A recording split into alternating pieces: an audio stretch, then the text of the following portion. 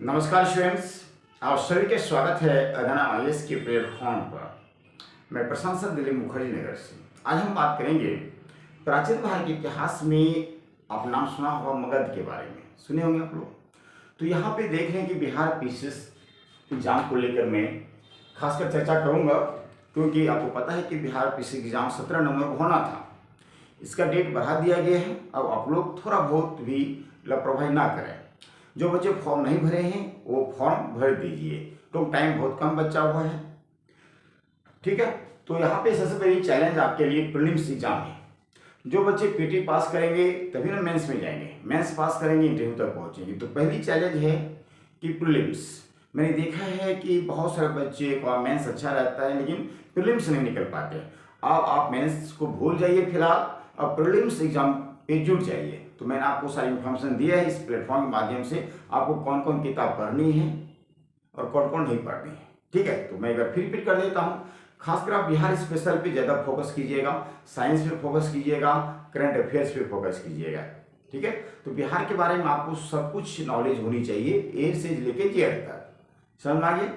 तो आइए बात करते हैं कि मगध के बारे में। प्रीवियस क्वेश्चन पेपर यदि आप देखेंगे तो मगध संबंधित क्वेश्चन आया है। ठीक है, ये मगध क्या है? मगध आपको पता हो प्राचीन समय में 16 महाजनपद हुआ करते थे। 16 महाजनपद में से जो सबसे शक्तिशाली महाजनपद था उसका नाम मगध महाजनपद थे।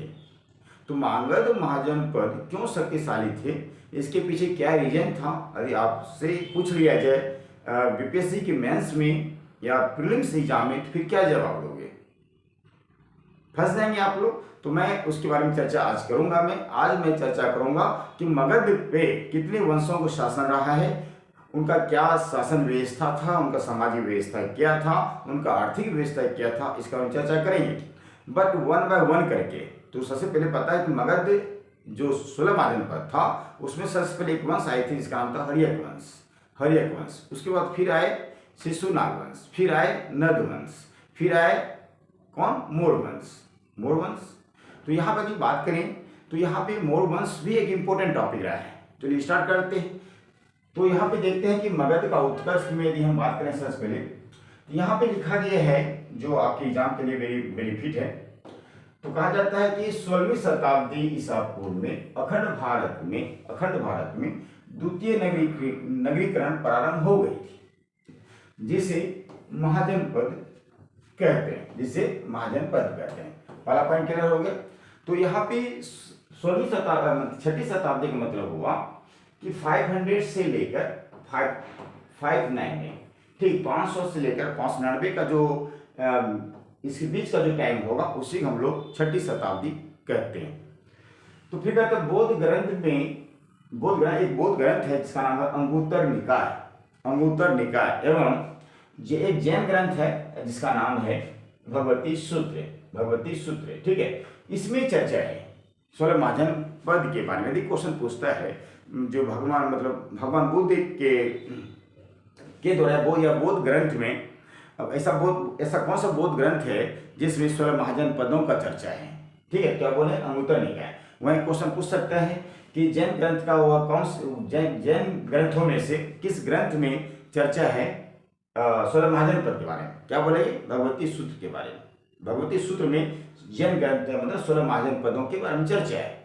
ये आपको याद रखिएगा, ये आप अपनी कॉपी नोट कर लीजिए और याद भी कर लीजिएगा, क्योंकि यहाँ से क्वेश्चन पूछने की चांस है और पूछा भी गया है। चलिए उसके बाद नेक्स्ट यदि बात करें, अगला है कि सबसे शक्तिशाली शासक जो था, मतलब सबसे शक्तिशाली जो 16 महाजनपद थे वो मगध था। मगध क्यों थे? यहाँ ध्यान दीजिएगा, यहाँ पे मैंने मैप बनाया है। ये मान लो ये पूरा बिहार है, ये क्या है? बिहार। ओके, तो इस बिहार में भी आप देखेंगे कि ये मगध है और मगध की जो पश्चिम में है ये सोन नदी का एक बाउंड्री है।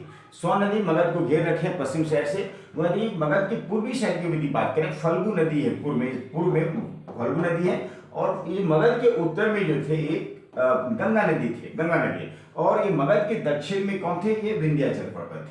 आप क्या देख रहे हैं कि जो मगध है ये चारों साइड से एक प्राकृतिक सीमा बाउंड्री बना रहे हैं, जिसके वजह से यहाँ में लिखा है कि प्राकृतिक दुर्ग का काम कर रहे हैं। दुर्ग एक तरह से किला, ये चारों साइड से घिरे हुए थे, जिससे कोई भी दुश्मन इसको जो है अटैक नहीं कर पा रहे थे, कोई भी दुश्मन यहाँ तक पहुँच नहीं पाते थे।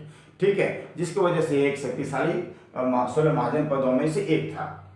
इतनी बात कर लेंगे। मैं फिर रिपीट करना चाहूंगा, मगध के जो पश्चिम में उष्ण नदी, और मगध के पूर्व में फल्गु नदी, और मगध के उत्तर में गंगा नदी, और मगध के साउथ में विंध्याचल पर्वत याद रखिएगा। ठीक है, अब हम बात कर लेते हैं कि इस मगध पे कौन कौन वंश आए हैं। सबसे पहले इसके बारे में चर्चा कर लेते हैं।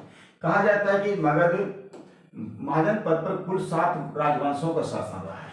पहला राजवंश हर्यक वंश, जिसके संस्थापक हैं बिंबिसार, यहाँ तो याद रहेगा। उसके बाद देखिए दूसरा वंश आया है शिशुनाग वंश। शिशुनाग वंश के संस्थापक हैं शिशुनाग वंश के संस्थापक कौन है? शिशुनाग। बात करेंगे नंद वंश। नंद वंश के शासक हैं महापदम नंद के जो अंतिम शासक थे घानानंद। उनकी हत्या करके चंद्रगुप्त मौर्य ने मौर्य वंश की स्थापना किया है। और चंद्रगुप्त के जो गुरु थे उनका नाम चाणक्य था।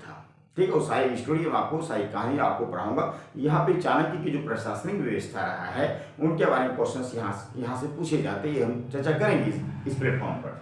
तो वहीं बात करेंगे नेक्स्ट है कि मौर्य वंश के संस्थापक चंद्रगुप्त मौर्य, फिर कण्व वंश के संस्थापक हैं वासुदेव, फिर शुंग वंश के संस्थापक हैं पुष्यमित्र शुंग, और लास्ट में हम बात करें सातवाहन वंश। तो सातवाहन वंश के संस्थापक हैं शिमुक। ठीक है, ये आपको क्रम वाइज आपको याद रखिएगा, संस्थापक याद रखिएगा। तो हम जो बात करेंगे स्टार्टिंग से ही बात करेंगे।